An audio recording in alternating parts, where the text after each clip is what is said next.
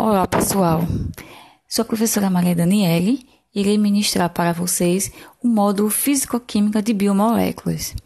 Este módulo traz noções básicas sobre soluções, solubilidade, mecanismos de dissolução.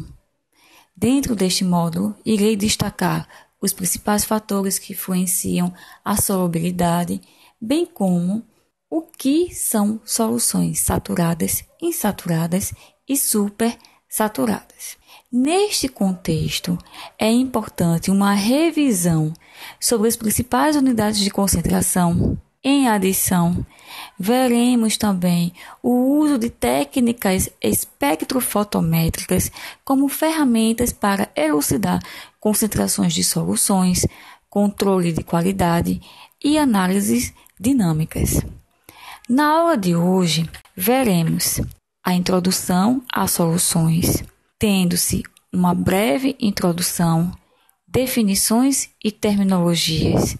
Veremos tipos de soluções, soluções gasosas, soluções líquidas e sólidas, bem como estudo da solubilidade. Para que ocorra uma reação química entre duas substâncias, os íons ou moléculas de determinados reagentes necessitam entrar em contato uns com os outros. A velocidade com que isto acontece depende da habilidade que eles possuem de misturarem entre si. De forma geral, as substâncias presentes na solução estão na forma iônica, ou também conhecida a forma molecular. E a depender do grau de interação, as reações químicas podem ocorrer rapidamente. Um exemplo interessante é a mistura dos cristais de cloreto de sódio e de nitrato de prata aqui representados. Na forma de cristais, nenhuma reação química notável ocorrerá. No entanto, ao prepararmos soluções aquosas de cloreto de sódio e nitrato de prata, acontecerá a dissociação de íons, hidratação dos mesmos, interação eletrostática entre os íons de cargas opostas e, por fim, formação do cloreto de prata, bem como nitrato de sódio, ou seja, ocorreu uma reação. Desta forma, a água permite que as substâncias em solução sejam misturadas a nível atômico e molecular. Assim sendo, a água é essencial à vida. Várias teorias apontam que a vida originou-se nos oceanos. Assim, a água é um importante solvente e é um meio em que ocorrem as principais reações bioquímicas dos organismos. Destaca-se, então, que a água pura é repleta de íons, gases e minerais dissolvidos, onde, na natureza, processos vitais e processos industriais podemos encontrar moléculas compondo soluções. Desta forma, uma solução caracteriza-se por ser uma mistura homogênea de substâncias puras, átomos, moléculas ou íons, onde não se observa precipitação ou formação de corpo de fundo. Dentro do termo solução, precisamos destacar o que vem a ser uma substância pura e uma mistura. Uma substância pura apresenta composição característica e definida.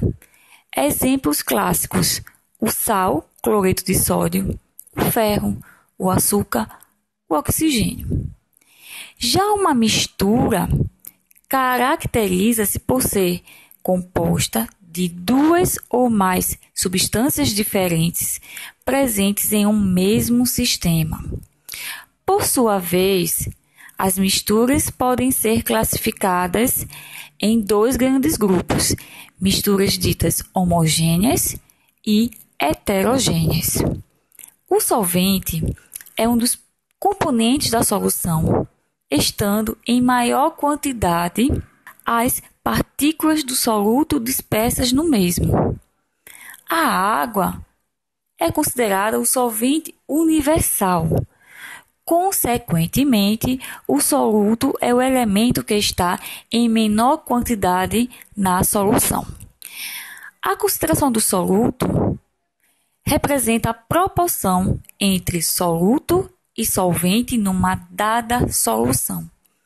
Desta forma, a composição de uma solução é expressa pela concentração de um ou mais componentes. A concentração máxima reflete a proporção entre o soluto e o solvente na solução. Se nos referirmos à quantidade de soluto existente em um volume específico, temos por definição a densidade da solução. No próximo slide, conseguimos evidenciar que a água apresenta características químicas peculiares. A água possui um ponto de fusão, um ponto de ebulição e um calor de vaporização maiores do que a maioria dos líquidos, como podemos visualizar na tabela deste slide. Este fato indica que há fortes forças de atração entre moléculas de água adjacentes, o que confere à água líquida grande coesão interna. Por exemplo, o calor de vaporização é uma medida direta da quantidade de energia necessária para ultrapassar as forças de atração entre moléculas adjacentes no líquido, de forma que elas possam escapar umas das outras e possa passar para o estado gasoso. Então, pessoal, podemos levantar a seguinte questão: por que a água líquida apresenta atração intramolecular tão forte? Isto se deve à estrutura da molécula da água. Cada um dos seus 2 átomos de hidrogênio compartilha um par de elétrons com o átomo de oxigênio. Observem aí no slide que a geometria dos pares de elétrons compartilhados proporciona uma forma em V à molécula, como podemos observar na figura C. Fato interessante é que os 2 pares de elétrons não compartilhados do átomo de oxigênio fornecem-lhe uma carga localizada, parcialmente negativa, no ápice do V, figura A. E a forte tendência de retirar elétrons do oxigênio fornece os 2 núcleos do hidrogênio carga parcialmente positivas. Embora a molécula da água seja eletricamente neutra, suas cargas parcialmente positivas e negativas são separadas, o que faz com que a molécula de água seja considerada um dipolo elétrico. Esta separação de carga, por sua vez, favorece que 2 moléculas de água podem se atrair por forças eletrostáticas. Isso ocorre entre a carga parcialmente negativa do átomo de oxigênio de uma molécula de água e a carga parcialmente positiva do átomo de hidrogênio de uma outra molécula de água. Então, por definição, este tipo de interação eletrostática é chamada ponte de hidrogênio. No próximo slide, conseguimos evidenciar a formação de pontes de hidrogênio com solutos polares e algumas pontes de hidrogênio biologicamente importantes. As pontes de hidrogênio possuem uma outra característica. Elas são mais fortes quando as moléculas envolvidas são orientadas para permitir a máxima interação eletrostática, como podemos visualizar mais abaixo neste slide. Assim, pessoal, as pontes de hidrogênio são, portanto, direcionais e capazes de manter duas moléculas ou grupos ligados por pontes no arranjo geométrico dito arranjo geométrico específico. Diante destas características, a água possui propriedades de solventes incomuns. Ela é muito melhor solvente do que a maioria dos líquidos comuns. Possui a capacidade de interação com compostos hidrofílicos, com compostos anfipáticos, bem como compostos anfifílicos. A água, na maioria dos sais cristalinos, por exemplo, podemos encontrar o cloreto de sódio sendo facilmente dissolvido nesse sistema. Mas o cloreto de sódio é praticamente insolúvel em líquidos não polares, como o clorofórmio ou o benzeno. Esta propriedade, gente, é um reflexo do caráter dipolar da molécula de água. O mosaico cristalino de um sal é mantido por forças de atração eletrostática muito fortes entre íons alternadamente positivos e negativos. Quando o NaCl cristalino é exposto à água, as moléculas dipolares da água são muito fortemente atraídas para os íons sódio e cloreto e os puxam para fora do mosaico, formando os íons sódio e cloreto hidratados na solução. A água também dissolve muitos compostos orgânicos simples que possuem grupos carboxila e amino, que tendem a se ionizar pela interação com a água. Uma segunda classe de substâncias facilmente dissolvidas na água inclui muitos compostos orgânicos neutros com grupos funcionais ditos polares, como os açúcares, os álcoois, os aldeídos e as cetonas. Suas solubilidades são devidas à propensão das moléculas de água de formar pontes de hidrogênio com grupos hidroxila dos açúcares e álcoois ou grupos carbonila dos aldeídos e cetonas.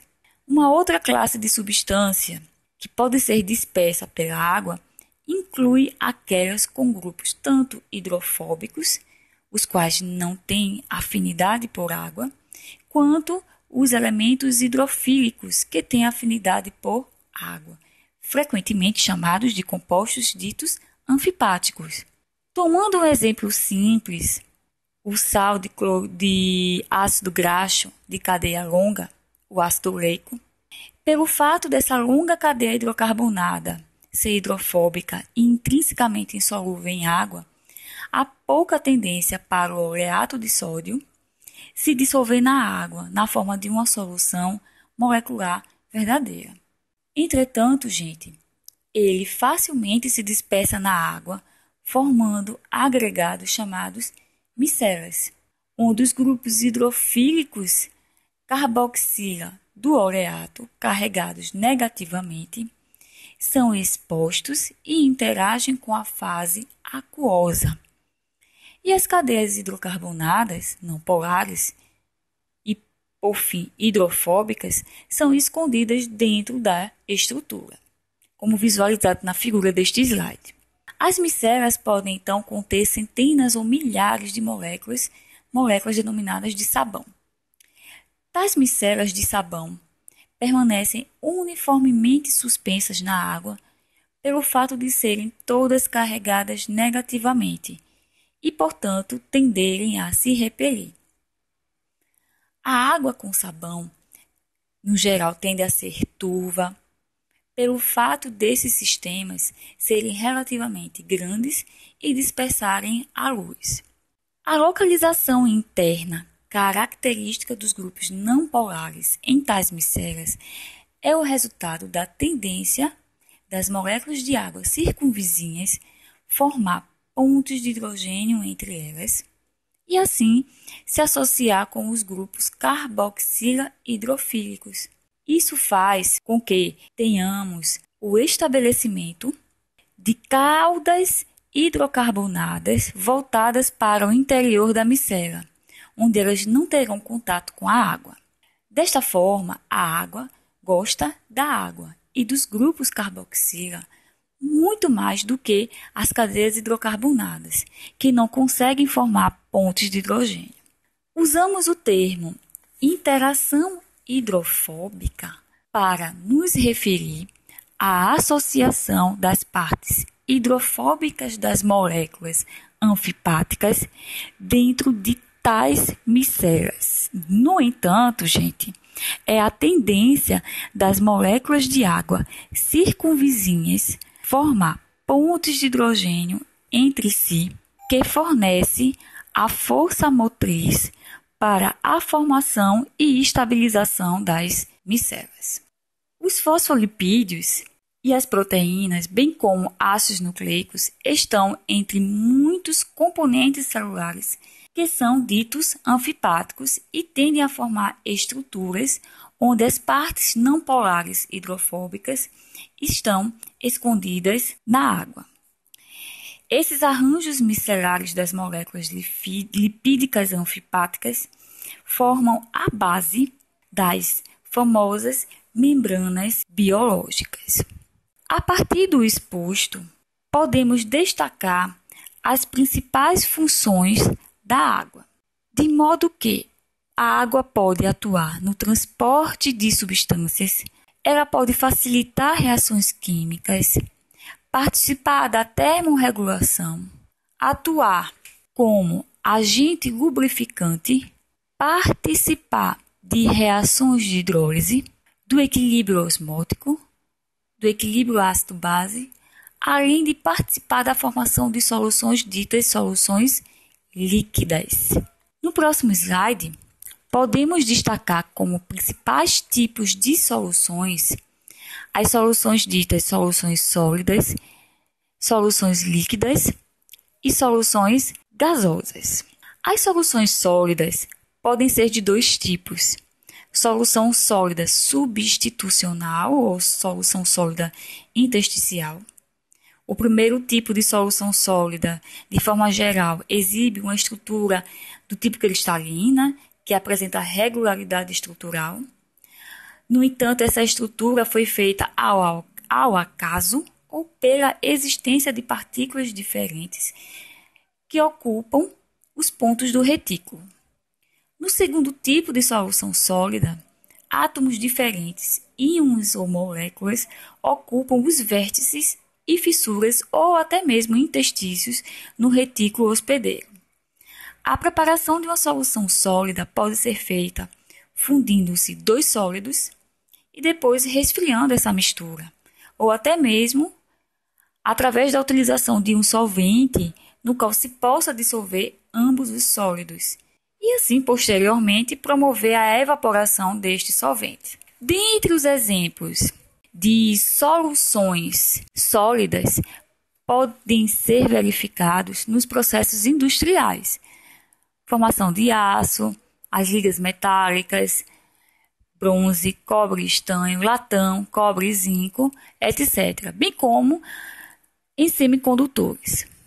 Já as soluções ditas soluções líquidas possuem arranjo molecular típico de um líquido puro, com suas partículas próximas umas das outras, ainda apresentando uma certa ordem. Uma solução líquida difere de um líquido puro por ser composta por diferentes partículas. Assim, as soluções líquidas, que terão maior destaque nos nossos estudos, serão preponderantemente as soluções ditas aquosas, nas quais o solvente é a água. Já as soluções ditas soluções gasosas, nós vamos encontrar uma mistura de dois ou mais gases, sempre formando uma solução, pois os gases sempre se misturam uniformemente entre si em qualquer proporção. Uma solução gasosa possuem suas moléculas distantes umas das outras, em movimento rápido, caótico, colidindo frequentemente entre si, elevada energia cinética, e com as paredes do recipiente que a contém, e preenchendo todo o seu espaço disponível, assim como ocorre com qualquer gás. A única diferença entre um gás puro e uma solução gasosa é que esta não possui todas as moléculas iguais. Um exemplo bem familiar de solução gasosa é o ar, que é composto basicamente de gás de nitrogênio, oxigênio e argônio. São cerca de 78% de gás de nitrogênio, 21% de gás oxigênio e apenas 1% de gás argônio. No entanto, encontramos pequenas concentrações de gás carbônico, de moléculas de água, de hélio, entre outras substâncias. O processo de dissolução de líquidos em líquidos e de sólidos em líquidos envolve alguns processos. Então, durante o processo de solubilização de líquidos em líquidos, quando uma substância se dissolve em outra, partículas do soluto, tanto moléculas como íons, devem ser distribuídas através do solvente. E, de certo modo, as partículas do soluto na solução ocupam posições que são normalmente ocupadas por moléculas do solvente. Em um líquido, as moléculas estão muito próximas e interagem fortemente com as moléculas vizinhas. Observem que esta facilidade com que uma partícula de soluto pode substituir uma molécula de solvente depende muito das forças relativas de atração das moléculas de solvente entre si, das partículas de soluto entre si e da intensidade das interações entre soluto e solvente. Por exemplo, em uma solução formada entre o benzeno e tetracloreto de carbono, ambas as espécies são ditas apolares.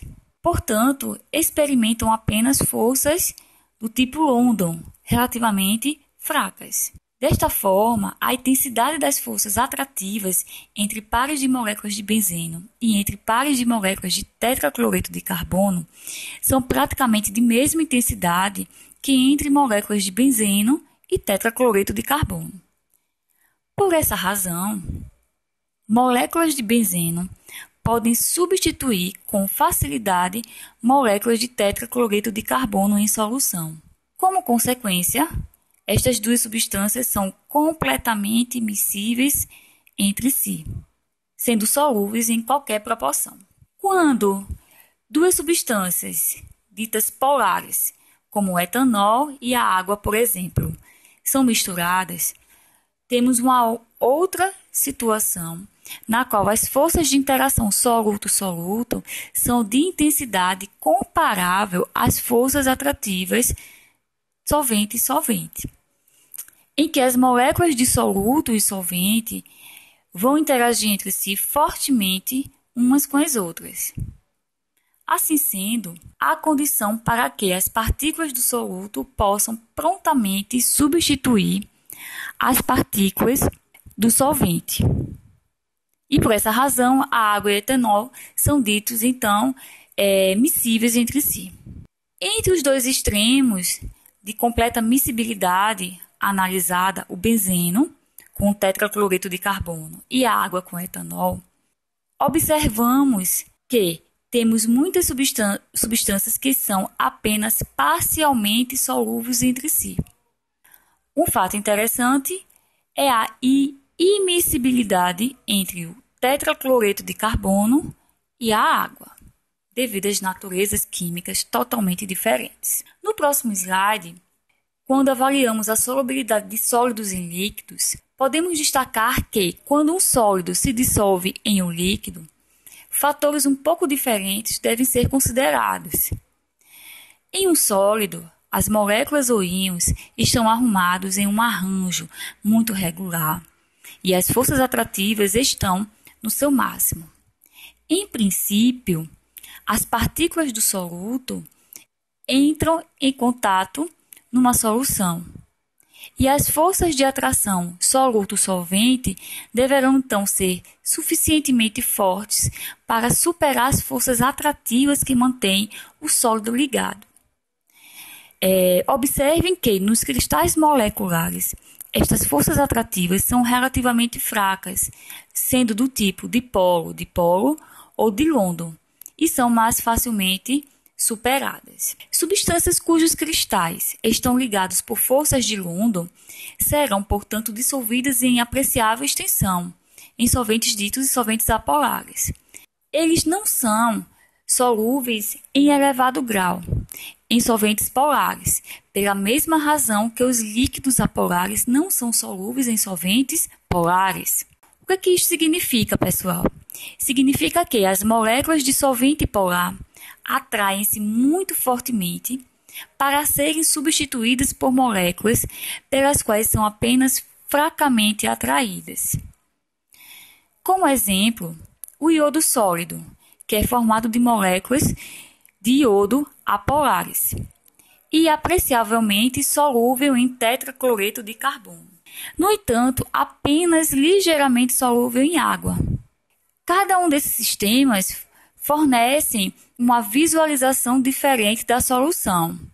Com o tetracloreto de carbono, observamos uma solução violeta. Em água, temos uma expressão da solução na forma pálida, do tipo marrom amarelada. Os solutos muito polares e os sólidos iônicos não são solúveis em solventes apolares.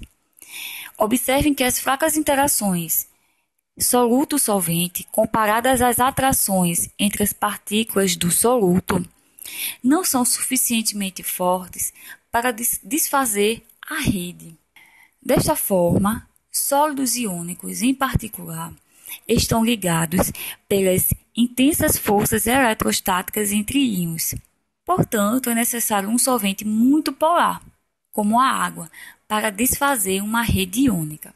Por isso, o NaCl, cloreto de sódio, é solúvel em água, mas não solúvel em gasolina, um solvente apolar. Quando uma substância iônica se dissolve em água, os íons adjacentes no sólido tornam-se separados e são cercados por moléculas de água, como podemos observar nessa figura abaixo do slide.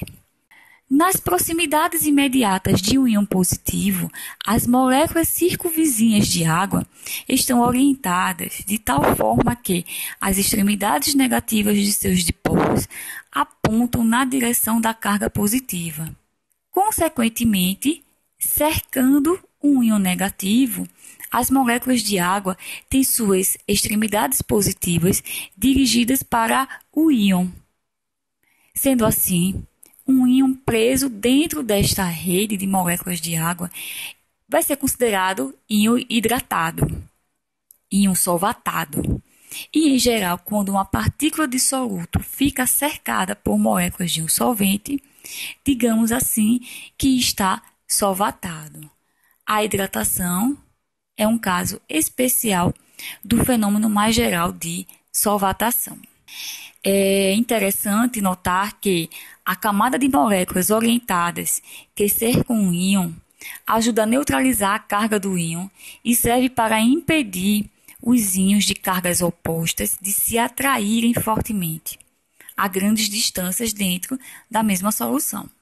Desta forma, o solvente isola os íons uns dos outros.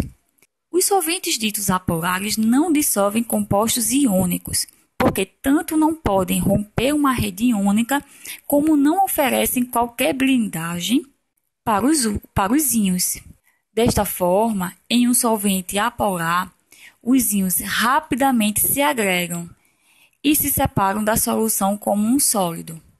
Assim, substâncias que exibem forças atrativas intermoleculares semelhantes tendem a ser solúveis umas nas outras. Esta observação, gente, é frequentemente estabelecida como a famosa frase semelhante dissolve semelhante. Substâncias apolares são solúveis em solventes apolares, enquanto que compostos polares ou iônicos se dissolvem em solventes ditos polares.